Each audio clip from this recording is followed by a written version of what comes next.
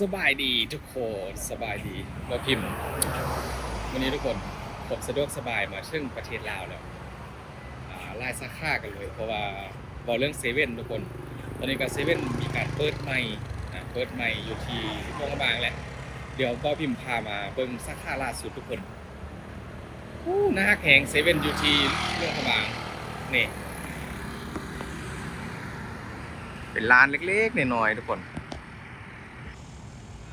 นี่เซเว่น11เป็นภาษาลาวก็จะเห็นป้ายแบบมันเข้ากับมรดกโลกทุกคนเพราะเป็นเมืองมร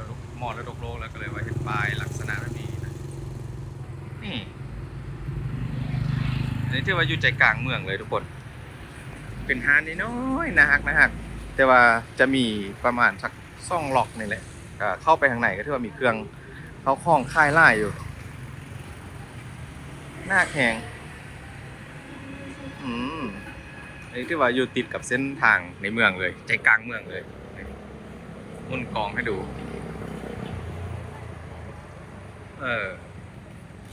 นะแต่ว่ามื้อนี้ทุกคน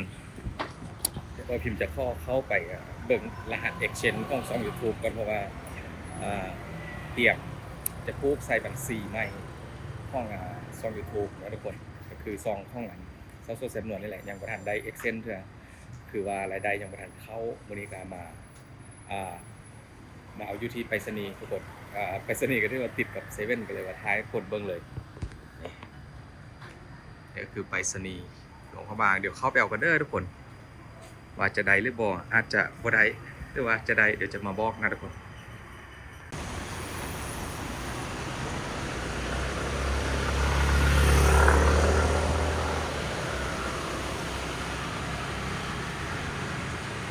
ว้าสรุปทุกคนคือยังมาบ่ฮอด Exchange ที่ว่าจะมาพูกสบัญชีก็ต้องเลยเราท่าต่อไปว่า4-5 เดือนแล้วยังบ่มาฮอดเดี๋ยวว่าผมจะพาทุกคนไปเบิ่งเซเว่นอีกตึม3 สาขาทุกคนตอนนี้ก็คือมาเปิดอยู่ที่โรงพยาบาลนี้ปีกลัวๆทุกคนได้4 สาขาละเดี๋ยวจะพาทุกคนไปเบิ่งตึมว่าสาขาต่อไปจะอยู่ไส้ตัวนี้คือสาขาล่าสุดนะทุกคนอยู่ใจกลางเมืองแท้ๆเลยอยู่ด้านล่างของมาพิมพ์ไปเลยเดี๋ยวป้าพิมพ์จะพาทุกคนเข้าไปเบิ่งเซเว่นด้านในทุกคนเล็กๆก็นี่เลยหน้าหักแหงไปพอแต่ย่างเข้ามาด้านในทุกคนก็รู้สึกว่าโอ้โหผมเย็นสบายก็สุดยอดแล้วนะเซเว่นอาหารก็มีหลากหลายเมนูมีแต่แนวใหม่ๆสิ่งใหม่ๆที่บ้านป้าพิมพ์บ่เคยเห็นบ่เคยมีนะทุกคนก็จะไม่เห็นอยู่ใน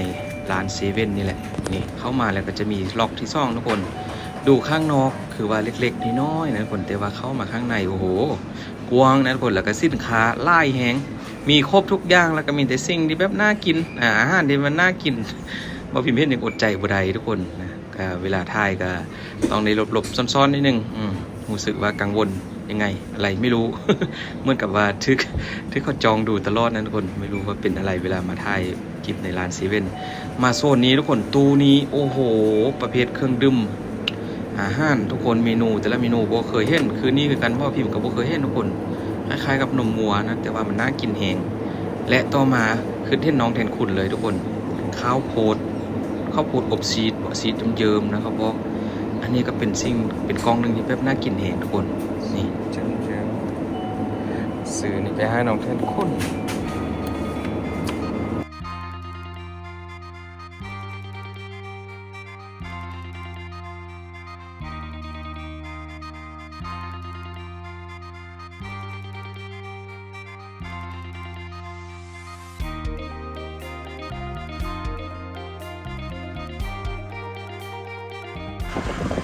มาทุกคนออนแล้วเซเว่นสาขา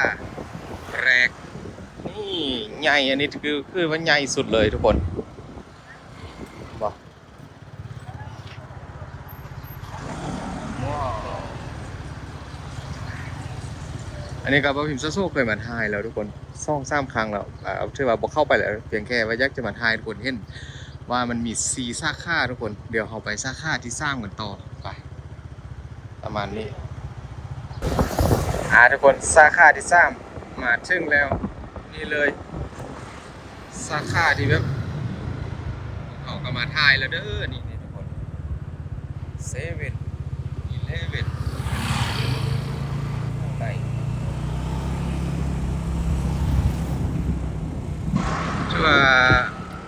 ได้ค่ายดีนะทุกคนอาหารเซเว่นอยู่ที่เมืองลาวทุกคนมาพิมพ์กับมาฮอตบ้านแล้วตอนนี้ก็เซเว่นทุกคนเซเว่นสาขาซีซีกับเราจะขึ้นคลิปเบิ่งเลยเพราะว่าอันนี้ก็เป็นสาขาที่ซีที่แบบเข้าไปเปิดอยู่สถานีรถไฟทุกคนเป็นเซเว่นแบบเล็กๆนะอันนี้ก็น่าตกใจทุกคนแบบคนลาวนิยมกินอาหารเซเว่นหลายแห่งก็คือแบบแป๊บเดียวนะทุกคนภายในปีเดียวเซเว่นเกิดอยู่ที่หลวงพระบางทุกคนเฉพาะจังหวัดเดียวนี่เฉพาะเมืองเดียวอำเภอเดียวนั่นแหละทุกคนที่เมืองไทยเรียกสี่สาขาแป๊บเดียวเติบโตไวแหงเพราะว่ามันได้ค่ายดีทุกคนอาจจะเป็นเหตุผลหลักๆก็จะเป็นเรื่องของอาหารที่แบบมันแปลกใหม่นะน่ากินทุกเมนูเลยแล้วก็มีแบบแนวใหม่ๆมาเรื่อยๆนะทุกคนมาเสริมใส่เรื่อยๆแล้วก็เฮ็ดให้แบบคนลาวมากินอาหารเซเว่นทุกคนแต่ที่บ่พิมพ์แปลกใจเอะใจทุกคนก็คือเรื่องของการเข้าไปถ่ายคลิปนะทุกคนรู้สึกว่าเขาบ่ค่อยอยากจะให้เราถ่ายในร้านเซเว่นอันนี้บ่พิมพ์เจอมา2 ครั้งแล้วคือพนักงานเขาห้ามทุกคนห้ามถ่ายคลิปห้ามหยังหั่นนะก็บ่เข้าใจว่าเป็นหยังทุกคนแต่ว่ายอมรับเลยว่าบ่พิมพ์ก็พยายามลมนะคุยกับพนักงานนี่ก็เข้าใจว่าสาเหตุที่เฮามาถ่ายเฮาก็บ่ได้แบบทำอะไรแบบให้มันเสียหายเฮาเพียงแค่อยากจะมานำเสนอว่าอาหารเซเว่นนี่คนลาวนิยมกินแฮงแล้วก็ได้ขายดีแฮงแค่นั้นทุกคนแล้วก็อยากจะถ่ายให้ทุกคนเห็นว่าตอนนี้บ้านเฮามันมีเซเว่นแล้วอยู่ที่ลาวเหนือหลวงพระบางมีเซเว่นแล้วประมาณนี้เฮาก็บ่ได้ไปเจาะจงว่าอาหารเซเว่นจะมีความแนวไม่ดีอะไรทำไมนะทุกคนแต่ว่าบ่เข้าใจว่าเป็นหยังพนักงานเขาบ่ค่อยให้เฮาไปถ่ายคือบ่พิมพ์ไปถ่ายเขาก็ห้ามทุกคนก็ต้องได้พูดคุยกับเขาเข้าใจแล้วก็ได้ถ่ายนะทุกคนบางครั้งแต่ว่าหลังๆมานี้รู้สึกว่าคือวันนี้กันบ่พิมพ์เข้าไปถ่ายนี่ค่อนข้างจะรู้สึกเลยว่ามันอึดอัดทุกคนจะรู้สึกว่ามีแต่คนจ้องมาดูจ้องดูเฮานะทุกคนคล้ายๆแบบว่าเฮาจับมือถือเข้าไปนะทุกคนจับกล้องเข้าไปถ่ายก็แบบรู้สึกว่าทึกเข้าสังเกตแล้วก็เลยว่าข้อถ่ายเพียงแค่สาขาใหม่ล่าสุดให้ทุกคนได้เบิ่งนะทุกคนเป็นสาขาล่าสุดเลยนะใหม่ๆเลยทุกคนกับเปิดได้ประมาณสักเดือนกว่าๆนี่แหละก็ถือว่าเป็นเซเว่นที่แบบเล็กๆอยู่ใจกลางเมืองจริงๆเลยทุกคนนะถือว่าเติบโตหลายแล้วก็ฝากคำถามไว้ทุกคนเพื่อได้ฮู้กับบอกว่าพิมพ์เด้คือแบบอยู่ที่เมืองไทยก็คือว่าเขาสามารถไปถ่ายได้นะทุกคนแบบถ่ายคลิปตามร้านสะดวกซื้อร้านเซเว่นอะไรทำไมแต่ว่าบางจุดที่ว่าเป็นร้านค้าอยู่ที่บ้านว่าพิมพ์นี่แบบค่อนข้างจะได้ห้ามทุกคนบ่ฮู้ว่าเป็นหยังทางที่ทุกอย่างมันก็ได้ขายดีอยู่แล้วนะทุกคนเขาก็คิดซะว่าเขาก็เป็นอีกเป็นส่วนหนึ่งในการโปรโมทให้กับร้านของเขาอีกนะทุกคนประมาณนี้ทุกคนเดี๋ยวบ่พิมพ์จะอัปเดตหยังครับเบิ่งต่อไปก็รอท่าเบิ่งทุกคนเพราะว่าบ่พิมพ์ก็ต่อไปจะเฮ็ดคลังอาหารทุกคนรอท่าติดตามว่าจะคืออะไรก็คือหลายคนอาจจะฮู้แล้วเกี่ยวกับกบนะทุกคนกบปลาเดี๋ยวบ่พิมพ์จะเอากบปลามาเลี้ยงทุกคนในบ้านใหม่ของเราแหละอันนี้ก็บ่พิมพ์ก็ถ่ายอยู่บ้านใหม่ของเราทุกคนนี่วิวหลังบ้านวิวหน้าบ้านทุกคนนี่มื้อนี้ก็ท้องฟ้าปลอดโปร่งแจ่มใสนะทุกคนนี่ประมาณนี้แหละสดใสแฮงทุกคนขอบคุณหลายๆที่มาช่วยให้คำตอบว่าพิมพ์เรื่องของร้านเซเว่นว่าทำไมแบบพนักงานเขาค่อนข้างจะมาห้ามของเวลาเข้าไปถ่ายคลิปนะนะอันนี้ก็ฝากไว้เป็นคำถามเลยทุกคนแล้วก็ขอบคุณเราถ้าติดตามต่อไปทุกคนนะเซเว่นอยู่ที่เมืองลาวเติบโตแห่งร้านค้าทุกอย่างที่เป็นสินค้าไทยหรือว่าเป็นสิ่งที่ว่านำเข้ามาจากไทยของไทยทุกอย่าง